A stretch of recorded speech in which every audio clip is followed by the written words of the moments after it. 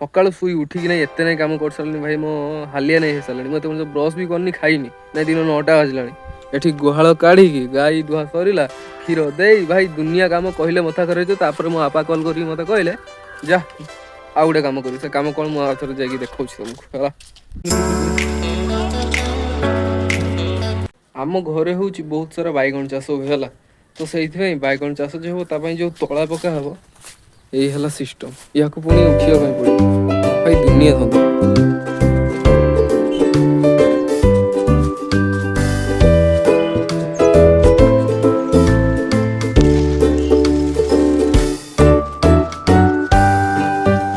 ଯାହା ହଉ ଗୋଟେ କାମ ସରିଗଲା ଭାଇ, ପୁରା ଉଠିଦେନି ସେଟା। ଆଉ ଏମିତି ବହୁତ ସାରା କାମ ଅଛି ଯାହାକି କହିଲେ ତମ ମଥା ଖରାପ ହେଇଯିବ। ଆଉ ଯାହାର ବାଇଗଣ ଦରକାର ମତେ ଆକ୍ଚୁଆଲି ମେସେଜ କରିବ, ବାଇଗଣ ହେଲେ ମୁଁ ତମକୁ ଘର ପାଖକୁ ପଠେଇଦେବି ହେଲା।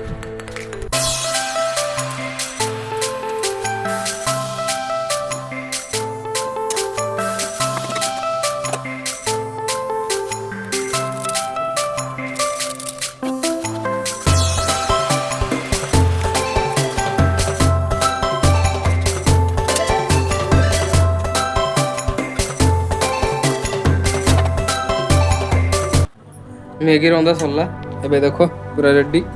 ଆଉ ଟେଷ୍ଟ ପୁରା ପୁରା ଓକେ, କାହିଁକିନା ମୁଁ ରାନ୍ଧୁଛି ମାନେ ଟେଷ୍ଟ ତ ନିହାତି ଭଲ ହେଇଥିବ। ଆଉ ଖରାପ ହେଇଥିଲେ ବି ମୁଁ କହିବିନି ଖରାପ ହେଇଛି ବୋଲି, ନିହାତି ଭଲ ହେଇଥିବ। ହେଲା ମ୍ୟାଗି ଫ୍ୟାଗି କରି ଖାଅ। ମୁଁ ଅଣ୍ଡା ତିଆରି କରିବି ହେଲା, ଅଣ୍ଡା ଭାଜିବି। ଆମର ଯୋଉ ବୁଢୀ ହାତ ରନ୍ଧା ଖାଇ ଖାଇ ଆକ୍ଚୁଆଲି ମତେ ଏସିଡ ହେଇଗଲାଣି। ମୋ ଦେହର ଆଉ କିଛି ନାହିଁ, ମାନେ କହିଲେ ଖରାପ ଲାଗିବ ବୁଢୀକି ହେଲା। ଆଉ ଭଦଲିକିଆ ରୋଗ ମତେ ଚାହୁଁଛି ହେଲା। ତୁ ଭିଡିଓ କର ଧରିକି, ମୁଁ ଆଜି ବନୁଛି।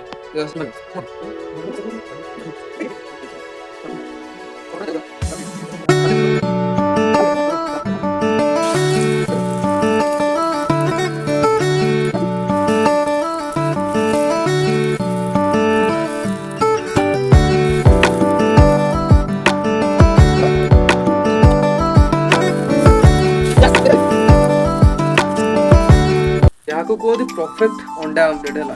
ପୁରା ଦେଖ ଗୁଲ ହେଇକି ଅଛି, ମଜା ଆସିଯିବ। ଏଟାକୁ ମୁଁ ଏକୁଟିଆ ଖାଇବି, କାହିଁକି ନା ତାର ଆଜି ଶୁକ୍ରବାର, ସିଏ ଖାଇବନି। କି ସାରଥି ଧର୍ମ ନାଇଛ ନିଜେ। ହଁ ହଁ ସେ ଅନୁକୂଳ ଚନ୍ଦ୍ର ଧର୍ମ ନେଇଛି, ସେ ଖାଇବନି। ମୁଁ ଖାଇବି ଆଜି ଅଣ୍ଡା।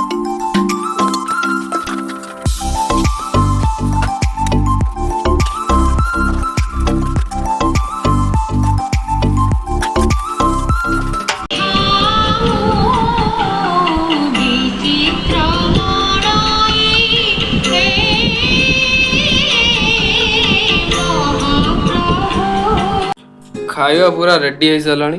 ବୁଢୀରେ ଆଜି ନିରାମିଷ, କାହିଁକି ନା ତାର ବାବା କି ଧର୍ମ ଗୋଟେ ନେଇଛି ତାର। ହଁ ସେଇ ଧର୍ମ ନେଇଛି। ମୋର ଆଜି ଅଣ୍ଡା ଦେଇକି ପୁରା ଶୈଶର ପୁରା ଖିଆ ହବ। ଆଉ ଏଇଭଳିଆ ଚାଲିଛି ଆଉ। ବାପା ମା ନାହାନ୍ତି, ଠିକ ଘର ଭଲ ହେଇଛି ମୋର ହେଲା, ନାହାନ୍ତି ଭଲ ହେଇଛି।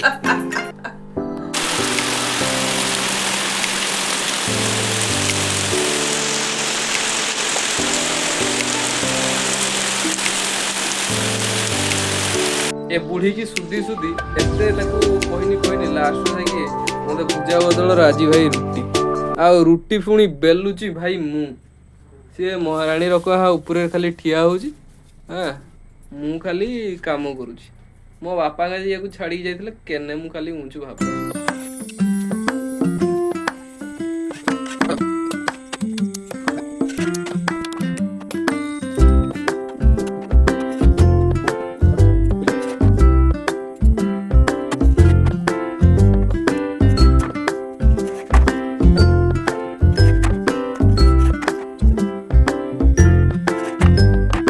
ତ ଏତେ କଷ୍ଟ କରିସାରିଲା ପରେ ଫାଇନାଲି ରୁଟି ଖାଇବା।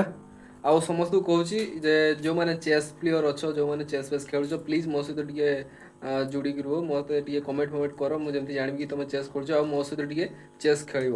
ଓକେ, କାହିଁକିନା ମୋତେ ଟିକେ ଚେସ୍ ଖେଳିବା ପାଇଁ ଭଲ ଲାଗେ ଆଉ ହେଲା।